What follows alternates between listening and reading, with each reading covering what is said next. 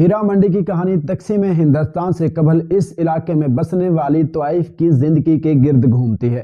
دہائیوں قبل ہیرا منڈی رقص، موسیقی اور تہذیب کا مرکز ہوا کرتی تھی، لیکن وقت کے ساتھ رفتہ رفتہ تبدیلیاں آتی گئیں اور اس علاقے سے بدنامی وابستہ ہو گئی۔ مورخین کے مطابق اس علاقے کی تاریخ 450 سال پرانی ہے، جس کی تفصیلات کافی دلچسپ کے حامل ہیں۔ ہیرا منڈی وجود میں کیسے آئی تھی؟ بادشاہ اکبر کے دور میں لاہور شہر سلطنت کا مرکزی شہر تھا۔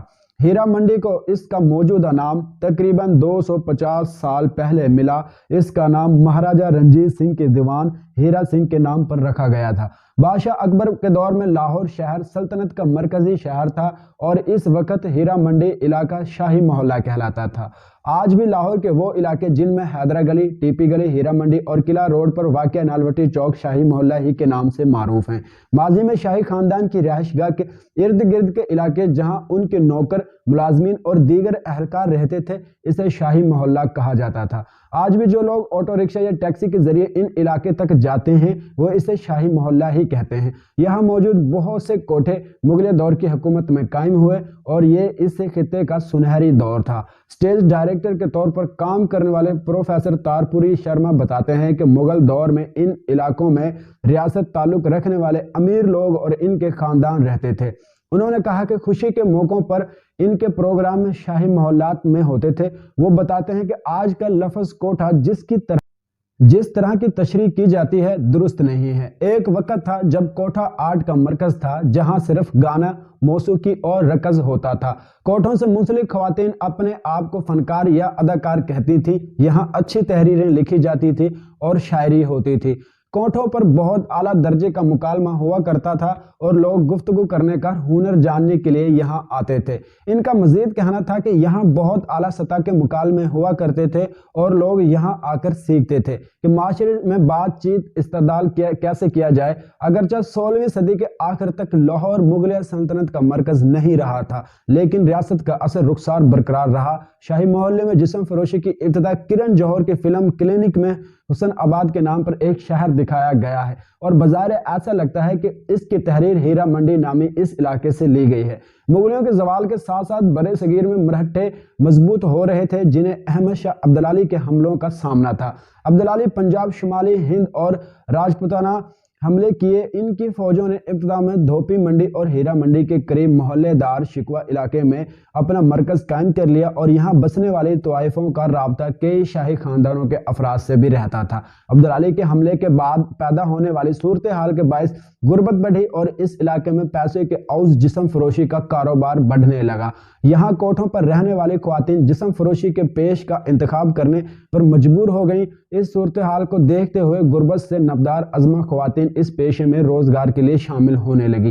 اس دور میں مغلیہ گورنر عبدالعلی کے حملوں کو روکنے کی کوشش کر رہے تھے اور مختلف گروہوں اور افواج میں تصادم کا باعث پیدا ہونے والی افراتفری کی وجہ سے یہ علاقہ بھی متاثر ہوا اور اس آبشوب دور کے بعد 1799 میں لاہور پر مہاراجہ رنجیت سنگھ کی حکومت قائم ہوئی۔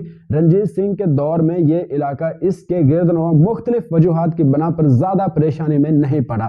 اس دور میں مہاراجہ رنجیت سنگھ کے دیوان ہیرا سنگھ کے نام پر شاہی محلے کا نام ہیرا منڈی پڑا۔ مہاراجہ رنجیت سنگھ کے دور میں لاہور کی ایک بار پھر بڑے مرکز کے طور پر ابھرا اور اس کی شاہی رونقیں لوٹ آئیں اور یہ سلسلہ اس وقت تک جاری رہا جب مارچ 1849 میں ایسٹ انڈیا کمپنی نے لاہور پر قبضہ کر لیا۔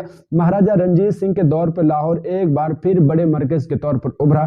پروفیسر شرما مطابق جب انگریز اقتدار میں آئے تو انہوں نے ایسی تمام چیزوں کو بند کرنا شروع کر دیا جو بغاوت کا چارہ بن سکتی تھی اور طوائف کے لیے بھی لائسنس کو لازمی قرار دیا گیا۔ ان کا کہنا ہے کہ جب کوٹھوں کے لیے لائسنس والا سلسلہ شروع ہوا تو پولیس نے قانون پر عملدار آمد کے لیے ان جگہوں پر چھاپا مارنا شروع کر دیا۔ ان کا کہنا تھا کہ برطانوی دور حکومت میں پولیس تفتیش کے بہانے کسی بھی وقت چھاپا مارنے کے لیے یہاں پہنچ جاتی۔ یہ معمول بن گیا۔ اس صورتحال کو دیکھتے ہوئے بہت سے لوگوں نے یہاں آنا جانا چھوڑ دیا اور اس جگہ کا تاثر آہستہ آہستہ بدلنے لگا۔ پروفیسر شرما کے مطابق اس تبدیلی کی وجہ سے ہماری سماجی زندگی کا ایک حصہ یعنی کوٹھوں کی عزت کی نگاہ دیکھنا ماضی کا قصہ بننے لگا اور بلا آخر یہ علاقہ صرف جسم فروشی کے اڈوں کے طور پر معروف ہوا۔ اب ہم آپ کو بتائیں گے لاہور کا پرانا نام کیا اور پرانا علاقہ کون سا ہے۔ فلم میں ہیرا منڈی ایک بظاہر طور پر ایک مووی بنی ہے جس میں یہ دکھایا گیا ہے، یہ پاکستانی مووی نہیں ہے، یہ امریکن جو ہے ڈائریکٹر انہوں نے پاکستان سے پارٹ لیے اور اس پر ایک باقاعدہ مووی بناتی ہے۔ دادا صاحب پھلکے نے پہلی ہندوستانی فلم 1913 میں بنائی۔ ابتدائی سالوں میں خواتین فلموں میں اداکاری نہیں کرتی تھی اور مرد ہی خواتین کے روپ دھار فلموں میں خواتین کا کردار ادا کرتے تھے۔ غیر مسلم ہندوستان اور پاکستان فلم انڈسٹری میں فلموں میں کام کرنے والی کئی اداکاریں جڑی اور ہیرا منڈی میں انڈیا اور پاکستان کی تقسیم کے بعد یہاں سے تعلق رکھنے والے بہت سے افراد انڈیا اور یہاں فلم صنعت اور دوسرے پیشوں سے منسلک ہو کر اپنی زندگی گزارنے لگے۔ پاکستان میں منتخب اور مسلم فوزیں سیاد نے بھی اپنی کتاب میں ہیرا منڈی کے بارے میں لکھا۔ انہوں نے اپنی کتاب میں ٹیپو دی ہیڈ کلیچر of a red light area لکھنے کے لیے 8 سال تک ہیرا منڈی پر تحقیق کی۔ وہ یہ رہنے والے خواتین اور کمیونٹی دیگر لوگوں کی